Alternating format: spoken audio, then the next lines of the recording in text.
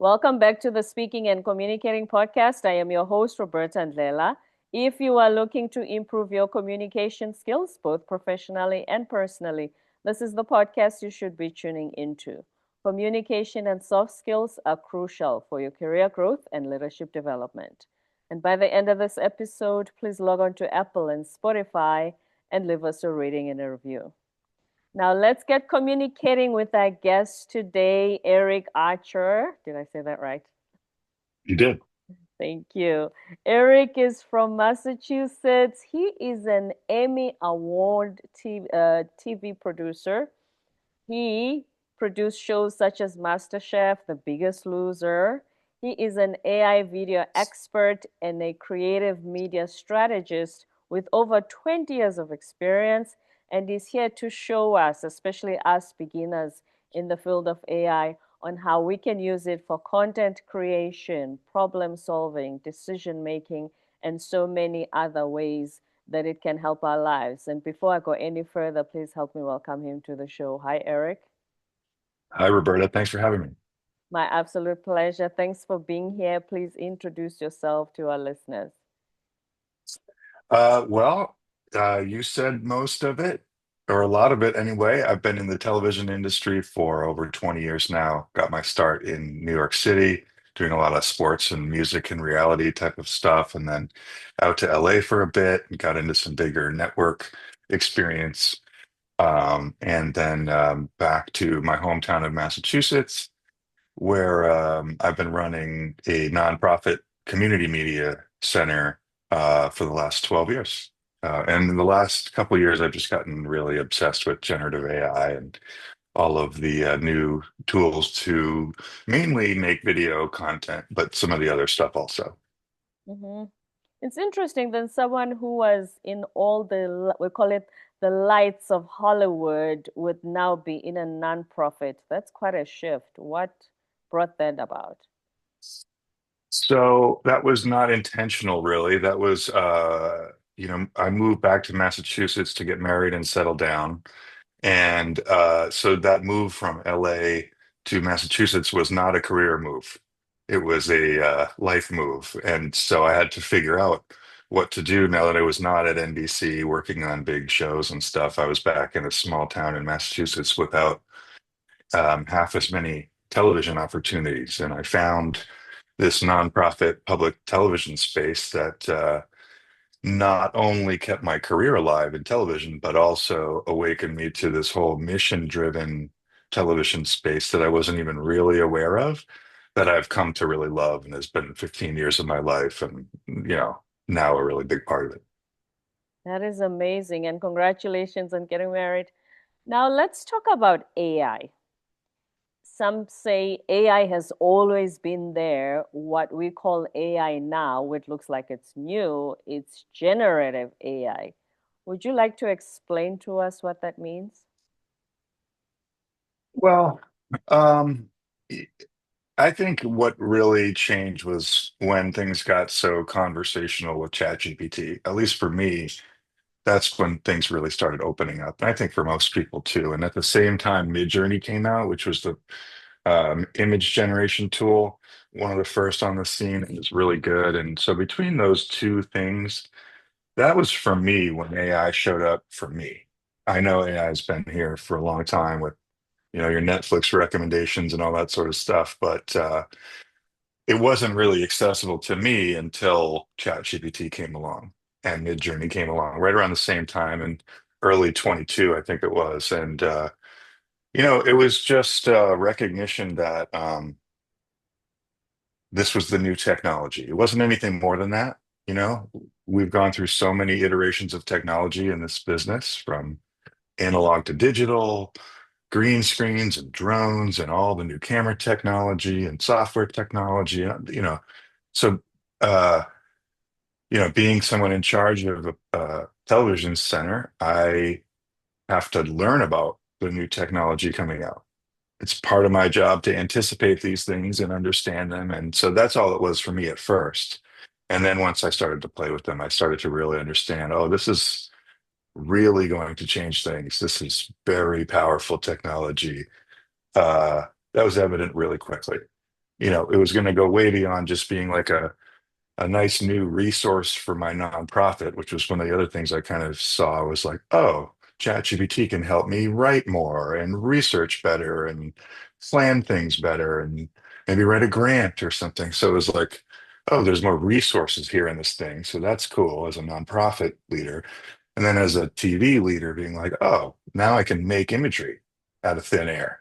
Where can I use that? And all that sort of stuff. That's how it sort of started to take hold for me. I know that's not a great explanation of what generative AI is, but um, I'm not sure I'd be the best to give you the definition. It's just sort of where the marker was for me, if that Mm. makes sense. You actually did explain it well, though, because I think, and I'm about to ask you, because you hear a lot of people say most of us use it like Google. We just ask basic questions when some people, somebody said the other day, AI is like my therapist. It literally, I go through it because they know how to prompt it, whereas a lot of us ask it typically what we would ask Google. I think that's Mhm. the difference in getting Yeah. value out of it. Yeah. One of the biggest things I think with the comparison to a Google search is, Google search, you're almost trying to use as few words as possible. And then you're getting these search results and choosing from them versus what I like to tell people with ChatGPT is to front load it with as much information as possible, as opposed to Google search, how do I, you know, bake chicken or whatever. You Mhm. know, I'm about to bake a chicken and I'm using this stove and I like it this way. And all of the context you could possibly imagine stuff it. And that's not a great example. A better example would be something that you really want a better understanding of. Like, what's something in your life that if you had a better understanding of it, you'd be better off? Let's start there with ChatGPT and give it every ounce of context we can think of to give it, and then converse from there with whatever you get back. So it's just a little bit of flipping that Google search on its head to be like, instead of giving it the least information, I'm going to give it the most. And that little switch tends to be pretty powerful for people, I think. So giving it the most makes it give you the best results for whatever it. So does it actually work as a guide as well? Well, it really can when it has that level of information because it's really good at considering all of those parameters and giving you these really richly contextualized answers and deeply researched, hyper personalized answers. So that's why people start to feel like it can be their therapist or their professional coach or things like that because, or give them medical advice or teach them anything. It's because it's got so much information Hmm. at its fingertips. People that are like what I'll do is I'll make a project in ChatGPT and have stats in it for, let's say, like a client folder. Right. And so every time I have a conversation about a particular client, I have it in the same thread. And so it just knows everything about this client. And so now when I go to that thread, it's just like you can ask it a quick question, but it's got all this rich context to draw from. Um, you know, and that's before you're even like uploading training documents, things like that that you can really like I've uploaded my brand guidelines, all my policies, every important document for my work I've uploaded so that it has it at the ready. And that makes it a pretty powerful thought partner when I'm trying to plan anything. So give it as much context and as much information as possible. And the best way to do that is with voice, because oftentimes I will not want to type a whole lot.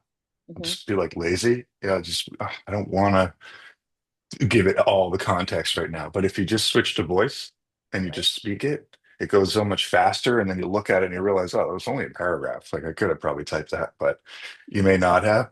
So the voice just removes even that little extra friction of typing a lot. And so if you get into that pattern, it goes really, really fast and start the, the outputs you get are really pointed and helpful. And so that's the main trick of it, I think. Not so much about the specific prompts of roles and objectives and all that stuff that they'll teach you. Just give it all you got and then converse. Yeah, it really is like a partner. Now let's go Hmm. back to the video one. Since you were in the television industry, but you worked in reality shows, if we watch something and it looks sci-fi and somebody's flying over trees, were they using AI in creating that scenery? Well, it's more and more likely now. It's certainly easier, cheaper, more accessible for most people to do it with AI. Otherwise you're using CGI animation style technology that is harder to learn and fewer people know it. So if you see it today, yeah, it's more likely that it's AI. It depends. I think feature films aren't using it that much. They're still using more traditional methods, but Okay.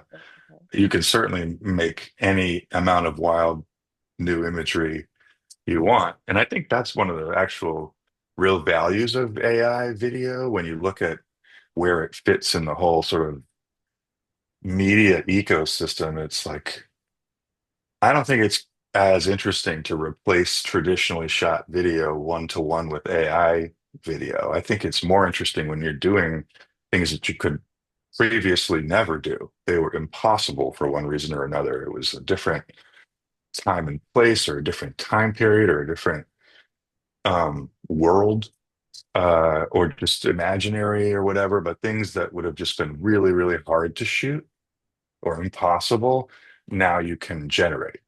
And so I think that's a more interesting space because it's new rather than like, oh, now I can just, instead of buying stock video, I can make it. That's not that exciting. Um, versus like, oh, I could make never seen before B-roll. That's kind of cool. Hmm. So then, does it mean we're not gonna be as impressed with anybody? Because if you think about it, even on television, even with the Oscars, they will have an award for somebody who uses that technology to create these sci-fi scenes. So now we're not gonna be as impressed anymore because all of us are gonna be doing this with AI. It does feel like that a little bit. Like I saw somebody do I mean, I see really amazing stuff online all the time now that people made with AI that if I had seen it 3 years ago, I would have been very excited about. And now it's like, meh, okay. And maybe it's because I know how easy it was to do or something, but I am less impressed. Um, but I think that's really maybe hasn't been the case as much because incredible visual effects were really compelling because like thinking about like the Matrix or something like that goes, but Hmm. if you don't have good story, it still won't matter.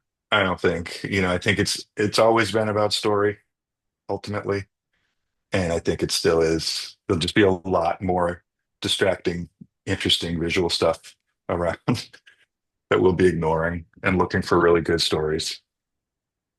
I wanted to ask you next because I know you are an expert in storytelling and making engaging presentations, which we talk about on this show. Now that we are in this age of AI, and you wanna tell this story, but you can see that this video, I mean, somebody's sitting on top of a building eating a hamburger. Obviously, you know that's AI. How do you then tell the story in a way that still keeps your audience excited? Because they know it's AI, they can just see.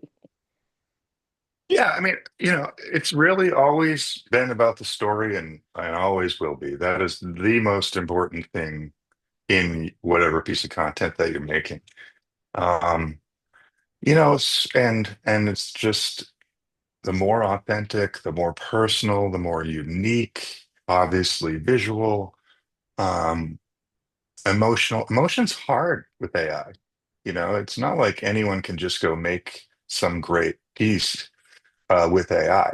It's more possible than before, but it's still really hard to do and be compelling with it. So it's still going to take skill and craft and education and practice and all that sort of stuff. And only the best will cut through, you know?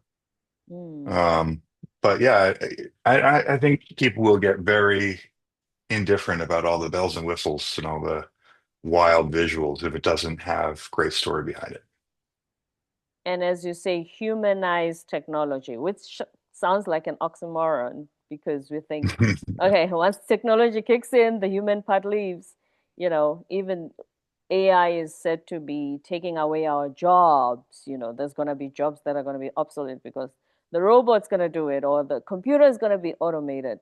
So, what do you mean when you say humanize technology? Well, so for example, the first AI piece that I made was about an ancestor of mine. I had my dad had done some ancestry research and found some family pictures and data and had all like a folder of stuff that he had dug up from different places. And um, I decided to make a short documentary about one of the people he had uncovered that was interesting to me. A guy that lived through the 1800s. He was my great great great grandfather, and we had a couple pictures of him and knew some about him. So I took the information I had and the images I had, and I made a bunch of AI images, and I used LLMs to write the script, and I made a custom GPT to interview him in a simulated way, and stuff like that. So it was a very personal project, leveraging all the newest AI tools. And people really responded to that because it was personal to me. I had a lot of personal, real, authentic investment in it. My family, my dad's story, um, and the story of how I figured out how to make it. I told that story as part of the story too, and um, shared how meaningful it was to my family when I was done. All that sort of personal stuff that went along with the story of the film and the story of the technology was received really well. It really didn't get a lot of that negative sentiment around AI of like, oh, these ships that you made pictures of aren't real, aren't they're not like what the ships really look like. That's not what the harbor really looked like. It's not what the barrels really look like, or the clothing, or even the language. None of that mattered as much because I was so transparent. That wasn't really the point. The point was, here's this prototype that demonstrates the state of the art now with a personal story. And it went over really well. And I followed that up with a piece about even deeper history. So I had to do a lot of learning, and I talked about that. And it was a human story based on real things. And I think people just really appreciate that humanness. It's my story. It's the story of the material. It's the story of the tech, kind of all together trying to make some new work. Um, so that's kind of what I mean. Hmm. The story behind it is what's most important. If the way you described it, you remind me, when the Titanic was made, how James Cameron, he literally went and dug up some of the pieces from the bottom of the ocean. Or Yeah. I remember when they made The Pursuit of Happiness with Will Smith, the old computers from the 80s with those Hmm. yes, the digital stock prices and everything. So Hmm. we, even us as viewers, we love seeing that the authenticity of those times, the some of the materials to remind us, it adds to the whole story, like you said. Right. Right. Yeah. I mean, it's always really educational in a number of ways, making these pieces. Um, you learn a lot about the subject matter, you learn a lot about the technology. I often learn about myself, and sharing all that out as it's all part of it right now. That may not always be the case when the stuff gets more mature, the technology gets more mature, and we're all more used to it and everything. But right now we're all in the same sandbox, you know, and it's just all brand new to all of us. Mm. And so I think just being honest about that, showing where it didn't work, where it did, what you learned, where you failed, all that stuff really helps. Right. Now let's talk about the generation that's growing up now. What's the earliest that kids should be exposed to learning about AI, how to use it? Because you also have the flip side of that coin, which is, oh, so now you have college students just copying their homework from ChatGPT and submitting this as the essays. Yeah. Yes. Well, I have four kids, 2 to 12, and they're very involved with the AI work that I do. I really like to show them what I'm doing and involve them, teach them. So we'll do everything from having ChatGPT tell us jokes before bed to the kids will make pictures and books, and I'll explain to them, like, you can't have it write for you, but you can have it help you with ideas, do research, and I'll do it with them and that kind of thing. Or oftentimes, if we're hitting a snag, we homeschool. So oftentimes, if we hit a snag with like a lesson, Mm. I might call up ChatGPT for a little extra contextualized help, like, hey, ChatGPT, I'm here with Caroline, my 9-year old, and we're going over this math lesson, and she's really into unicorns. Can you help her understand this using unicorns as a example? And it'll be like, oh, sure, 3 unicorns plus 4 unicorns. And so, it's just always there to be a little helpful, an extra adult if you need it. Like if a kid has a question and you don't know the answer, it can be a great way to pull up the guide. And like this morning, I was talking to my 12-year-old son, and he wants to learn how to make video games. He plays Minecraft and he wants to learn next level stuff. And so I didn't really know what to tell him. And I called up ChatGPT on the voice mode so we could both hear it. And I said, hey, my son's a Minecrafter. I know that there's Unreal Engine out there for professionals, but I don't know what's in between. Can you help us figure out what is appropriate? He's only got an iPad. He doesn't have a computer, like all this context. And it gave us all the apps. A few minutes later, he's got one downloaded. By the time I left for work, he was already halfway through 3 tutorials, like learning Unreal Engine. So he's going to build video games. He's learning how to code by himself right now. It's like amazing. So I just think they there's so many great ways to use it for kids in education. Mm. All you hear about is cheating on homework, but I just um, as a sort of a pseudo teacher myself, as a part-time homeschooler, I can tell you there's so many ways to um, inject it into um, a learning moment to um, and not amplify, but to like enhance it, to make it richer. There's always better information, more information available to you now, and it's really helpful, you know. That is fantastic. Wow. And as I'm thinking, during COVID, when kids were home, couldn't go to school because of the pandemic, if they had known how to use it, like your son, like the way you just described, how useful it would have been. Because you had parents who said, I can't help him with his math homework. I wasn't good at math Right, myself. So, right. It's an incredible tutor, hmm, incredible tutor. Yeah. Um, I mean, I find that I learn stuff so wow. much faster using it. Anytime I need to learn something, I go right to ChatGPT now. Hmm.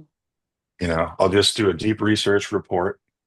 And then oftentimes I'll take that deep research report, throw it in Notebook LM to turn into a podcast and listen to that on the way home from work, Into a and podcast. you're learning, you're listening to the research. It's great. Mm. So it's just, yeah, I think a incredible educational tool. unparalleled, really. Right.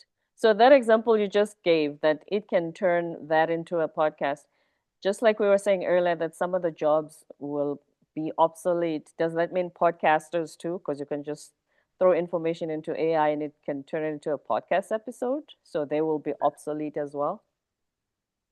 Um, I mean, I think they'll be both. I think we'll see higher and higher percentages of content that we consume, video, audio, that's AI.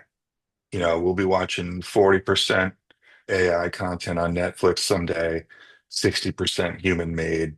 Same thing with podcasts. I think we'll see a lot of that for sure. But I think that there will still be human made content also. There's millions of creators out there, and so many are have access to being a creator for the first time in their lives. I mean, I've Right. had so many conversations with people who have shifted their careers because they wanted to be a creative all along, but they didn't have access to the production industry. And now you kind of do. Mm. That's amazing. Um, so yeah, I think there'll be a lot more people making stuff, but they'll be using AI tools to do it. And there'll be the big companies figuring out their ways to do it. So yeah, we'll be seeing a lot of AI. I mean, if you throw a deep research report into a Notebook LM, the podcast is two people that sound like humans with human intonation. I do it in the middle of a live workshop. It's so fast, you know, just to prove a point. Like this is a great educational tool, Mm. you know. Just Wow, think that's about that. Anytime you need to really understand something, it's such a great exercise. Deep research, I don't know if you ever do deep research reports, but like ChatGPT will just go away for 7, 8, 9 minutes and come back with the most incredible research report on anything you want, you know? And so it's all linked and everything. It's just like page after page of great information. And if it's important to you, how valuable is that? You know? mm. And then it's just a matter of like, can I learn this faster by listening to it? Maybe, So um, if you know, if you think about the college textbooks, which some of which are 700 pages, if you follow the same system you just described, so that means instead of me reading 700 pages over a semester on that subject, I can have that information in 7 to 9 minutes and understand the context of what the subject is about. well, I don't know about that short of timing. I mean, you still do have to absorb the information, and if you had a full textbook, it would take way longer to make a podcast of all of that material. But still, I mean, more or less, yes. You could do it chapter by chapter. Mm. If I was in school right now, I would absolutely be listening to my lessons on the way to class or whatever. It's just a great way to take advantage of that transportation time and learn through listening, which I find is easier or I absorb more than if I'm reading it. Um, Oftentimes I just don't have the time or the energy to read it. It's a long report, but if I'm driving home for 20 minutes, I can listen to that. Yes, people listen while jogging, walking to the mall, whatever it is, driving. Yes, Yeah. yes. Yeah. There's more listening Yeah. than watching. Yeah. So, I mean, it's just such a powerful thing to harness. Mm. And then what did you mean when you say you can use it for strategic decision making? Well, it can become an expert on whatever you're needing to make a strategic decision in. In my case, with my video production work, I might be developing a new television series. And I need to make a series of smart decisions around that based on, you know, target market, budget, creative, all kinds of different stuff. Um, and until a couple of years ago, I was on my own with that. You sit down, you try to figure it out, you do your research, you write up a deck and you wordsmith it to death and you try to communicate that out. And it was a lengthy manual process. And now uh, the better you get at sort of customizing and training your favorite LLM, in my case, ChatGPT, the better you can get really targeted answers around that stuff and develop systems where it's like it already kind of anticipates that you're going to talk to it about that. So, like, if there's something that you do on a regular basis, like um, I have to write a monthly report to my board of directors for my current job. Right. And that monthly report always pretty much includes the same type of stuff. It's just that stuff changes. But it's a template that I follow, and I write it every single month. And so I can predict this. And so it's like, okay, where if I make a custom GPT in ChatGPT, which is a very easy thing to do, underneath the hood of ChatGPT, I can um, I can give several uh, versions of my monthly reports to this thing and say, these are examples of successful reports. I write these every month, and every month I'm going to come and just give you the raw information, and I want you to write this, put it into the report. Mm. And so now I can, on the way to work, call up this GPT and say, okay, this month we did 15 municipal meetings, we covered 3 live events, we did 4 original programs, got 16 new members, held a couple workshops, blah, blah, blah. And then I just hit go, and it populates this report for me in my language, writes it all nice and, you know, pretty. And that takes me no time now instead of the better part of a day, you know? So it's stuff like that where it's just like the speed of thinking and processing, the elimination of wordsmithing, the speeding up of research. It's just amazing. Um, the amount of extra horsepower it can give you and the extra brain power, you know, if you're doing market research or you're doing any kind of research, or you're thinking about frameworks or mental models, or God, I mean, it's a genius, right? It's right there in your pocket, ready to be spoken to about anything. A general purpose genius 24/7 at your fingertips. I mean, it's just a matter of getting good at talking to this genius, you know? Yeah, the onus is on us at getting good in talking to it so that we get the best results out of it. Hmm. Mm. Yeah, and that's just practice. That's just reps. Just take it, your biggest problems, take it what you're thinking about that day, what you're challenged by, and treat it like a person. Be like, hey, here's what I got going on today. Mm. I got this work problem. Here's everything I know about it. Help me, you know. Act like a world-class strategist and help me, Right. you know. I guarantee you if you're talking to it about something that really matters to you, you'll start to feel the power right away because you'll see the value right away. You'll be like, oh my God, this is the information I needed. There it is. And if you talk about something that really matters to you, you will feed it very differently versus if you just generically ask a question. Yeah. If you're just trying to chat with it because someone told you to learn ChatGPT, and it's a little bit like, whatever, what are we going to talk about? That will not be as fulfilling or immediate as what are you really working on right now? What are you really challenged by?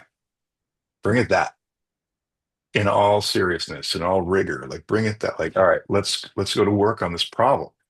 Me and you, ChatGPT, you know, here's everything I know. And it will help you, guaranteed. It's almost hard to have it not. It's just sort of understanding how to use it like that. Right. So many of us are beginners on this AI journey. What would be your words your words of wisdom, the last thing that you want us to go after listening to you and start working on step by step to get better at this. Because we don't want to be left behind. The whole world is moving a certain direction. We don't want to be Yeah. clueless, you know what I mean? Yeah. Well, I would just double down on what I was saying. I really think when you're starting out, start with ChatGPT and bring it your toughest problem.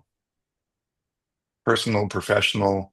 Professional's better because, well, usually because, it's safer to input in that information than maybe all your personal information. But bring it your biggest problem and give it all the information you can. And then just try that. Just try going at your biggest, hardest problem, ideally something where a deeper understanding of it would be really beneficial to you. We all have those things if we think about them a little bit. What's an area we really need to learn more about? And then go experiment with deep research. It's right within ChatGPT. ChatGPT has a few little tools within it.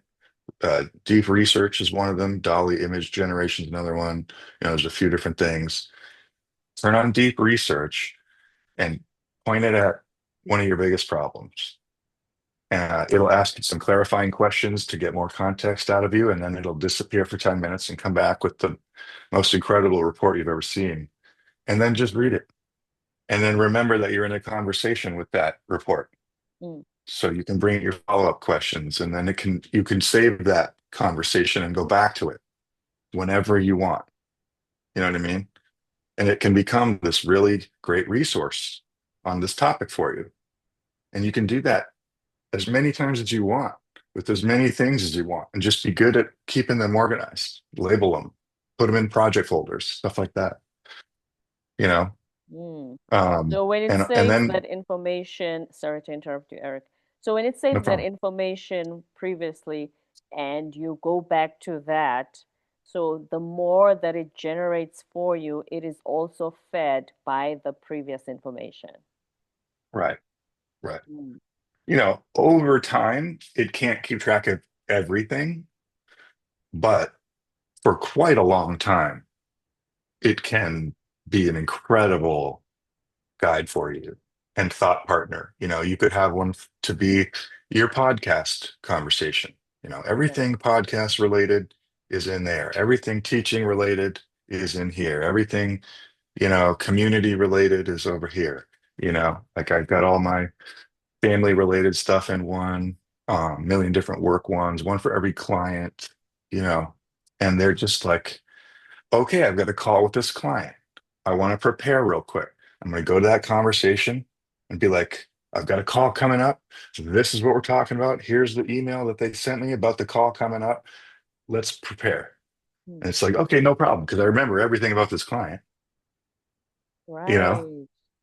So where do you want to start?